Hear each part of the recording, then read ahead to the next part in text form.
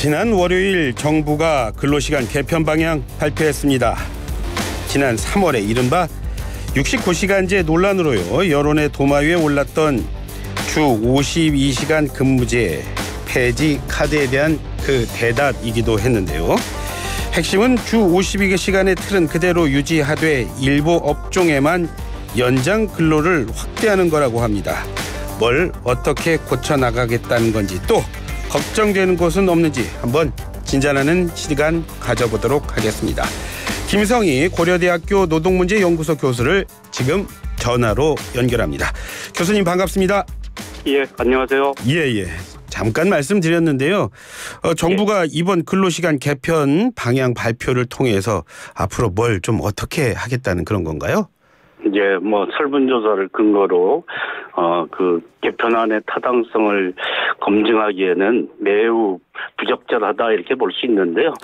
52시간제 틀을 유지한다라는 거에서 3월 달에 발표했던 69시간제 논란이 있었던 개편안의 틀을 유지하는 것처럼 하면서 그러나 전반적으로 적용하기에는 설문조사 결과가 뒷받침되지 않거든요. 그러니까 그런 수요가 좀 있는 특정 업종과 직종을 중심으로 하겠다.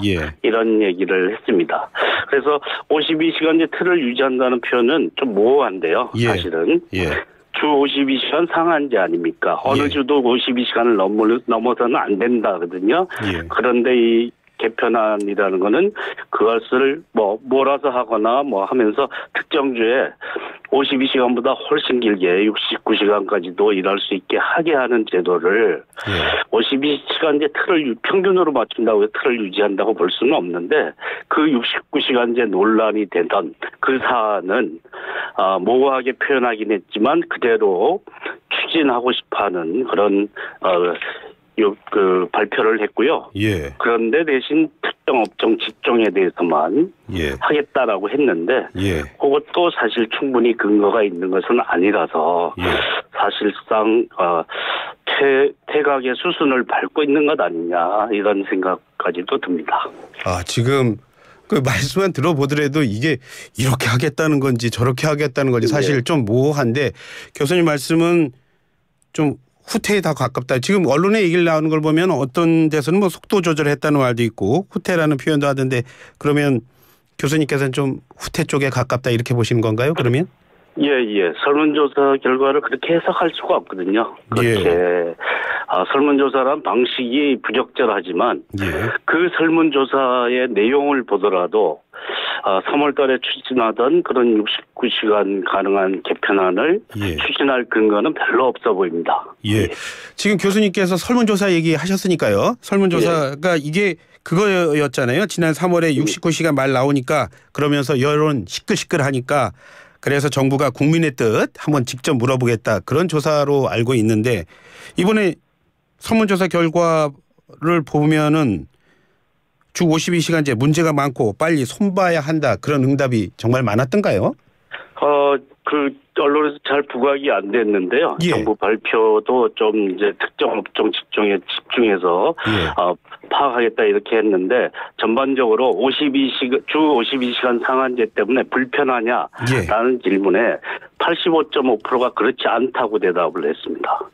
그래서 14.5%만 불편할 수 있다는데 어느 방향으로 불편한지도 불분명하지만 그 대다수가 이렇게 바꿀 필요가 없다라고 얘기한 거잖아요. 대다수가. 그렇기 때문에 이제 그럴 필요가 없는데 다만 그 특정 업종 직종에 대해서는 3분의 1 미만이 동의했기 때문에 별로 필요가 없고요. 제조업이 한 58% 정도가 그 연장근로 관리 단위 확대 정부가 의도하는 그런 방안을 찬성을 했는데 그 질문을 정확하게 이해하고 답했다라고 보기는 어려운 게 다른 설문 결과를 보면 추가 소득을 주더라도 결코 52시간까지 안 하겠다는 게 60% 가깝고요.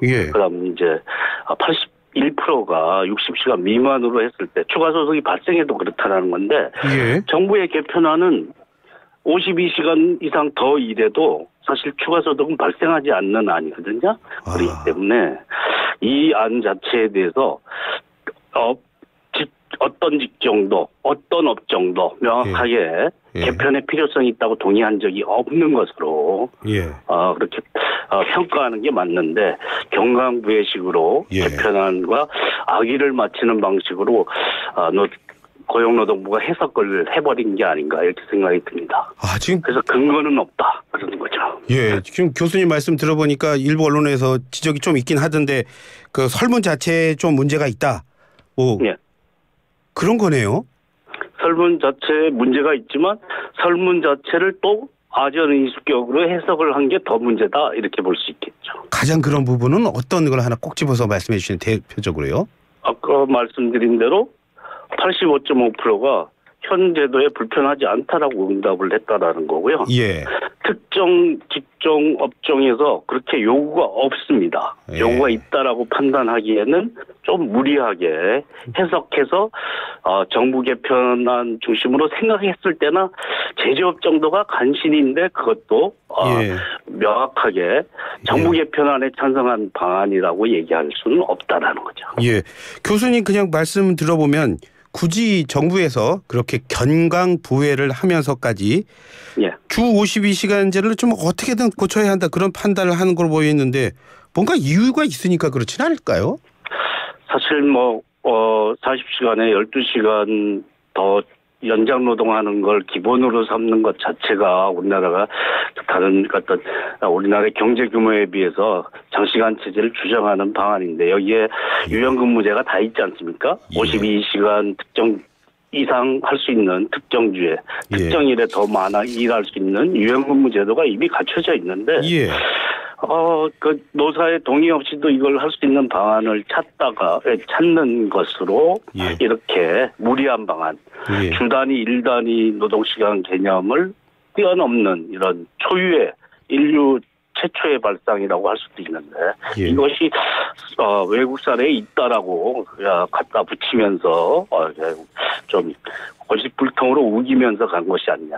애초에 전략 설정 자체가 잘못됐는데 잘못된 거에 비판을 받으면서 고칠 생각은 안 하고 퇴로만 찾는 것 아닌가 생각은 듭니다. 근데 어떤 이 결과로도 결코 그 69시간제 개편을 계속 추진할 명분이 되지는 않습니다. 자, 지금 교수님 말씀하실 때 필요한 업종, 직종에 한해서 노사가 원하는 경우에 제도 개편을 추진한다. 그게 정부 발표인데 그렇다면 여기서는 어떤 업종, 어떤 직종을 지금 예상하고 있나요? 정확하게 문항이 연장근로 관리단위 확대에 동의하십니까인데 그거에 대해서 사실 정확하게 이해하고 동의할 수 있는 사람은 많지 않습니다.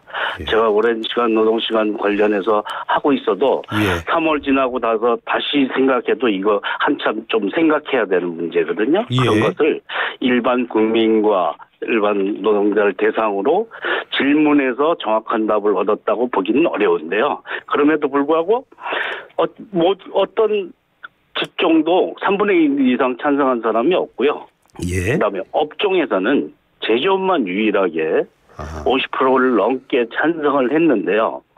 이게 이제 일감이 신축적으로 변하니까 그에 맞출 필요성은 좀 있다 이런 것과 제도 개편이 필요하다 이런 방식으로의 제도 개편이 필요하다라는 걸 동의하는 것과는 천양지차라고 할 수 있죠. 그래서 어떤 그런 질문도 정확하게 못했는데 굳이 설문조사를 근거로 하자면 제조업 정도인데 제조업은 사실 고용에 미치는 영향이 워낙 크기 때문에 함부로 건드리면 안 되고 예전에 26개 업종을 예외 업종으로 지정할 때도 제조업은 그 이후로 선정하지 않았던 업종이거든요. 그래서 제조업부터 69시간제가 가능한 그런 개편을 시작하겠다라는 건 굉장히 무리한 발상이라고 할 수 있어서 사실상 없다. 설문 결과로 봐도 그렇고 상호 밑의 파장을 고려해도 어떤 특정 직종 업종에서 시작할 수 있는 그런 어떤 것도 특정하기는 어려울 것이다라고 판단합니다. 제가 잘 몰라서 그런지 좀 모호한 부분이 많아서 좀 질문 하나 더 드려보면요. 노사가 원하는 경우라고 했는데요. 거기서 말하는 노라고 노측이라고 했을 때 이거는 개별 사업장 노동조합을 얘기하는 겁니까? 아니면 뭐 민주노총, 한국노총 이런 노동자 단체가 원하는 경우를 상징한 거 어떤 건가요? 3월에도 그 근로자 대표권 문제가 약간 쟁점이 됐습니다. 우리나라 조직률이 지금 조금 올라서 14% 정도인데 대표권이 없는 데가 워낙 많으니까 노사협의회가 있어도 제대로 운영되는 데가 없어서 과연 동의의 주체가 있냐, 노가 있냐. 노동시간이라는 게 사용자가 주도하는 그런 작업장 지휘권을 바탕으로 형성되는 것인데 집단적 동의의 주체가 형성돼 있지 않으면 어렵다라는 건데 개별 사업장 차원에서는 그것이 구축돼 있지 않아서 과연 동의의 주체를 제대로 확립할 수 있느냐에 대해서 우회하려는 방안을 모색하는 거 아니냐는 의구심을 가졌었는데요. 여전히 그 문제는 미지수로 남아 있고요. 항노총이 참여를 했기 때문에 항노총에서 노사정 대화에 동의하는 것을 바탕으로 이걸 밀고 나가기에는 항노총도 동의하기 쉽지 않을 거고 그것이 근거가 되기에도 좀 어렵다. 왜?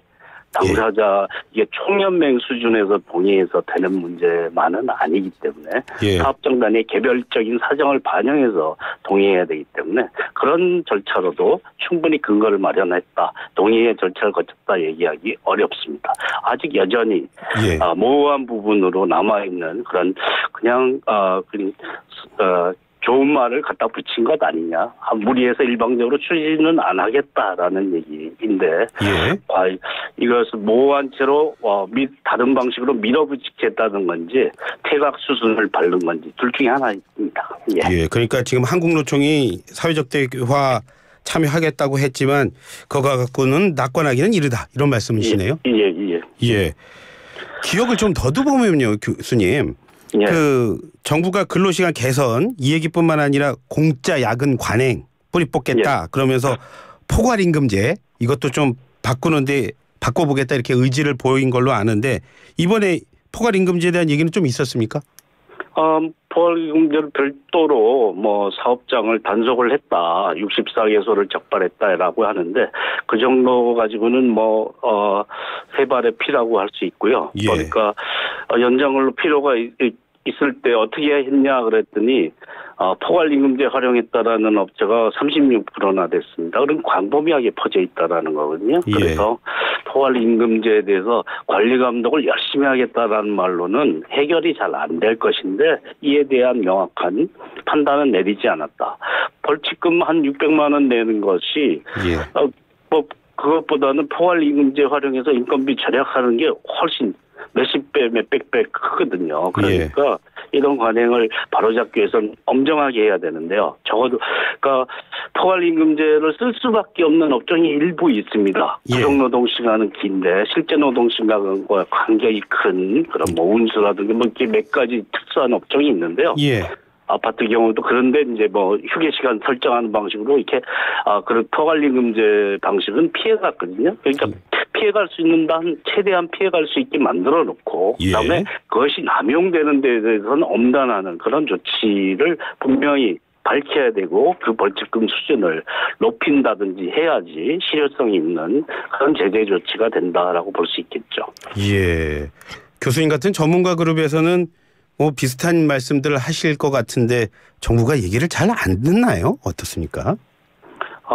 이게 한번 시작할 때 잘못 시작한 것을 되돌리는 겸허하게 사과하고 폐기를 했으면 되는데 여전히 내뱉은 말에 대한 자존심을 세우는 방식으로 이미 끝난 문제에 대해서 집착을 하면 그렇게 추해 보이거나 그렇지 않습니까? 그런데 그런 모습을 보이는 것이 아닌가 생각이 들 정도로 약간 좀 이미 끝난 문제로 치부하고 있는 대다수 국민이 그런 문제를 다시 꺼낸 것은 사실 우리를 바쁜 사람들 쓸데없는 일을 하게 만드는 그런 결과를 빚는 것 아닌가라는 생각이 듭니다. 교수님이 끝으로요. 그렇다면 이 근로시간 개선을 둘러싼 앞으로의 전망 어떻게 하고 계십니까? 항노총 복귀해서 밀어붙여서 뭔가 이 문제를 다룰 가능성은 높지 않다. 이 문제만 가지고 다룰 가능성은 높지 않고요. 그다음에 동의하기도 쉽지 않다. 왜 청년층을 비례해서 광범위한 계층이 반대했지 않습니까? 그렇기 때문에 이거에 대해서는 좀 폐기 수순을 확실히 밟는 게 이번 계기로 해서 적절하다고 보는데요. 장담은 못하겠습니다. 어떻게 이 정부가 어떻게 할 것인지 겸허한 자세를 취해주기를 기대합니다. 예, 오늘 말씀 잘 들었습니다. 교수님 고맙습니다. 예, 고맙습니다. 지금까지 김성회 고려대학교 노동문제연구소 교수님이었습니다.